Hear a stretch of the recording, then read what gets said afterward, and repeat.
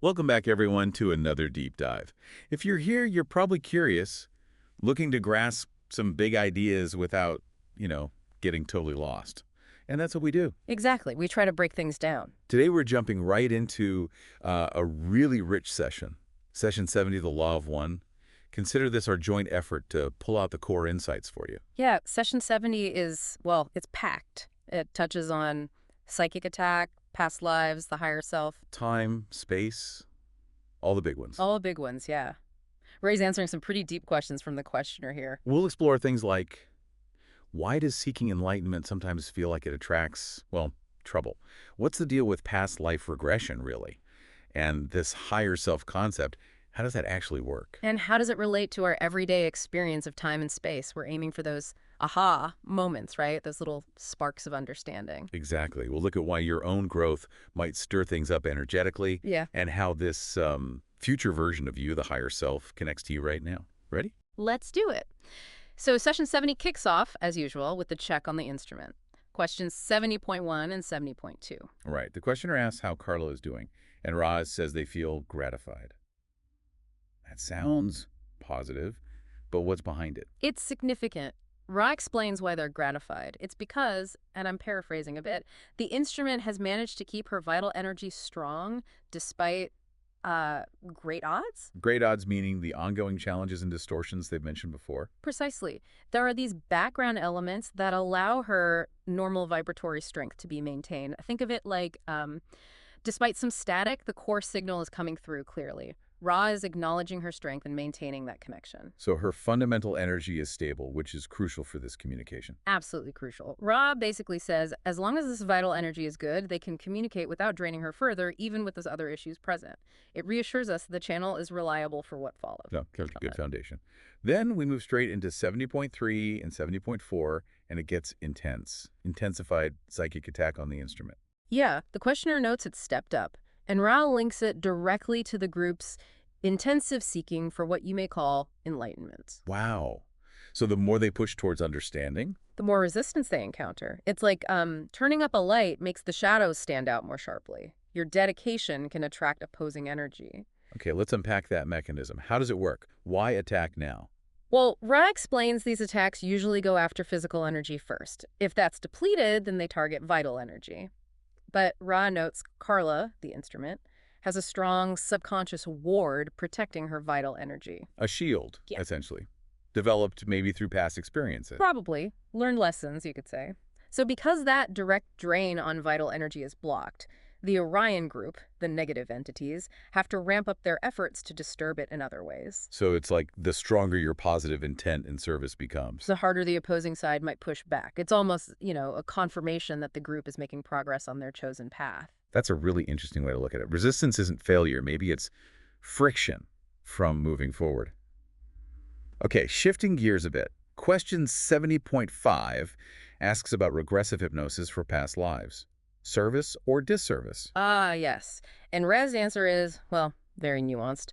They start with a slight caution, mentioning the first distortion, free will, because they see the questioner plans to use this information themselves. Right, always careful about not interfering. Always. But they do give general guidance. And the key takeaway is this.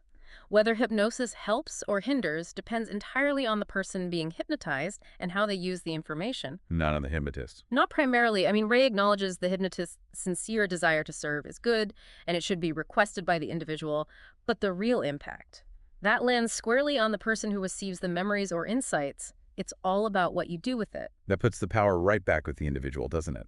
The tool itself isn't the issue, it's the application. Okay, now things get really mind-bending. Question 70.6, 70.7, the higher self and negative time space. Right. Rab previously said the higher self is reluctant to enter negative time space. The questioner wants to understand why. And Ra's response is kind of interesting. They say the questioner already sort of answered it. Yeah, implying an intuitive understanding. But then Ra gives this really stark analogy. The higher self is reluctant to let its lower density self enter negative time space for the same reason you'd be reluctant to walk into a prison. Okay, that's clear. It's seen as restrictive, undesirable, maybe disharmonious. Exactly. A place of limitation compared to the higher self state, which naturally leads to 70.8. what is this higher self then? Is it totally separate from The us? questioner asks if it's a separate sixth-density being. And Ra confirms, yes, the higher self is an entity in mid-sixth density. But here's the beautiful part. It offers its wisdom and service back to itself. Meaning, us, our past and present selves. Exactly. All its expressions across the densities. It's not separate. It's profoundly connected. It is you, just further along the path. Which crashes right into 70.9, where the questioner is struggling, like most of us would, with existing in multiple densities at once. Our linear minds aren't built for this. Totally understandable. The questioner is trying to wrap their head around being here and there simultaneously. And Ra gives a really important correction here, don't A they? huge one. Ra says, you are existing at all levels simultaneously. Not just two places, all levels, right now. Wow. And specifically about the higher self. It is you in mid-sixth density.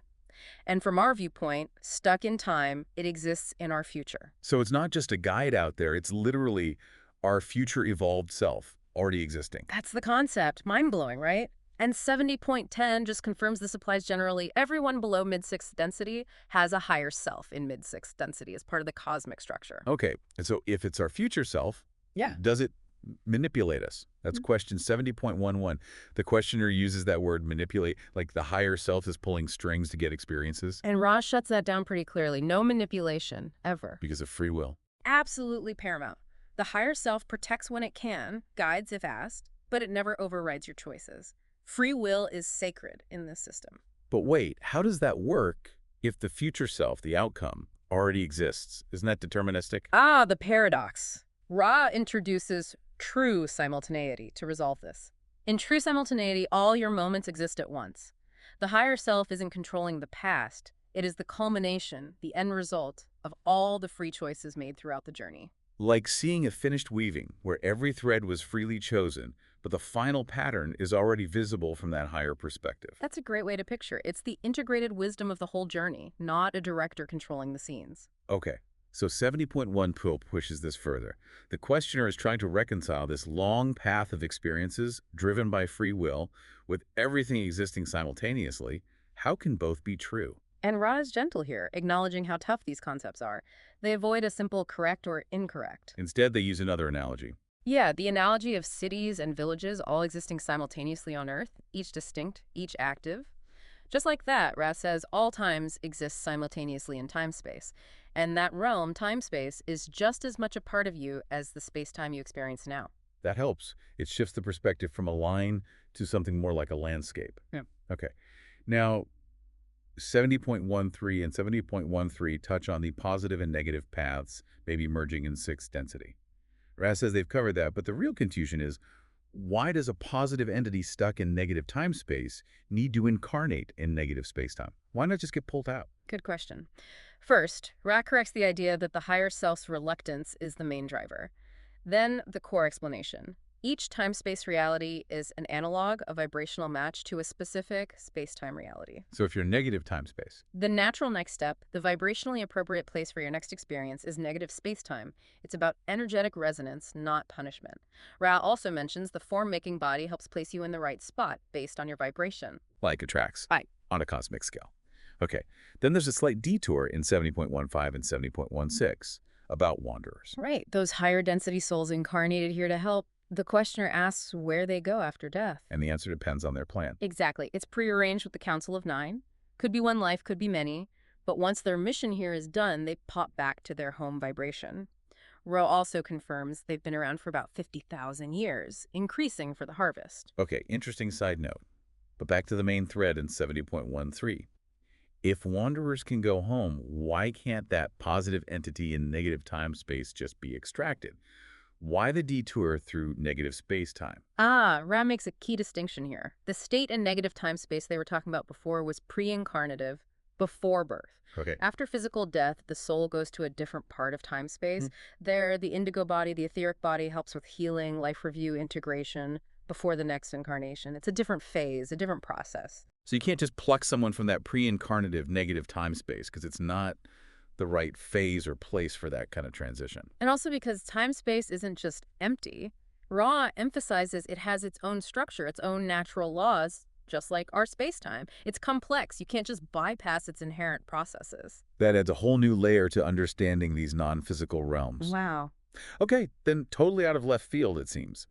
Questions 70.18 to 70.21 are about Ra's own ship, the bell-shaped craft Adamski supposedly photographed. Yeah, it feels like a jump, but maybe it illustrates some principles.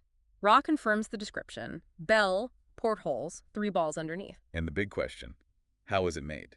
Time-space, space-time. Both, actually. Ra explains the initial design, the thought construct, was formed in time-space. Think near light speed, near infinite time, near zero mass, total flexibility. Wow.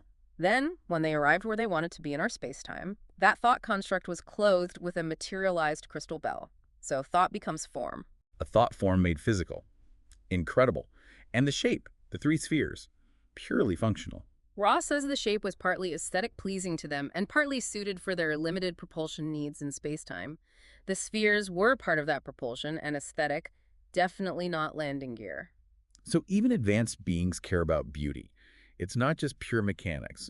Okay, but then the questioner brings it back in 70.22, asking essentially, is digging into all this space-time mechanic stuff actually helpful for spiritual growth? Good question. A very grounded question, and Ra's answer is quite balanced. They say it's of some small interest and it's harmless curiosity, but... Not the main event. Exactly. It's not central to spiritual evolution. Ra clearly states that studying and practicing love and light is far more productive for moving towards unity. Back to basics. Understand the cosmos if you like, but live the love and light. That's the core message. That's the core, which sets up the last big question, 70.23. It's complex, circling back to that positive entity and negative spacetime. Why do they need to learn love of self there to build polarity and get out? Yeah, it ties a few threads together. Ross says this is the last full query for the session. And the explanation is that pure negativity, negative spacetime, acts like a powerful gravity well. It's incredibly hard for a positive being to maintain positive polarity there. So they have to use the negativity itself. Yes. They have to use the negative catalyst to relearn and really embody lessons of service to self, which includes love of self, to build up enough polarity, enough energetic charge to potentially reverse their situation or orientation. So you do dive into understanding the other side, in a sense, to generate the energy needed to pull yourself back towards the positive. That seems to be the idea. Ra does note the questioning here is getting somewhat muddled, which shows just how tricky these concepts are to pin down with language. They invite the questioner to rephrase or change tack. Which leads to the very considerate final question, 70.24, just checking on the instrument's well-being. Yeah, the questioner showing that care for the group and the process. Ra appreciates their conscientiousness, notes the session had good alignments. And mentions they'll keep a reserve of energy for the instrument going forward. Right. Due to her subconscious setup, they'll be intentionally conservative with energy use. Then the session closes with the usual blessings of love and light and Adonai. What a session. We went from psychic attack to past lives to the nature of the higher self, simultaneous time, dimensions, rise ship, and back to the core need for love and light, especially when navigating negativity. It really paints a picture of a dynamic, complex, multi-layered reality, doesn't it? And underlines how our own inner state, our polarity, interacts with all of it. It definitely leaves you with a lot to think about. Maybe as you listen, you're reflecting on that idea of existing on all levels simultaneously. What does that mean for you right now? Yeah. Or maybe Ra's constant reminder about love and light being the most productive path resonates most. How does that change how we approach challenges or even just our day? Powerful questions to sit with. It's all about that journey towards unity. Indeed. Keep exploring, keep questioning. Until our next deep dive, walk in the love and the light of the one infinite creator. Namaste. I am you, and you are me.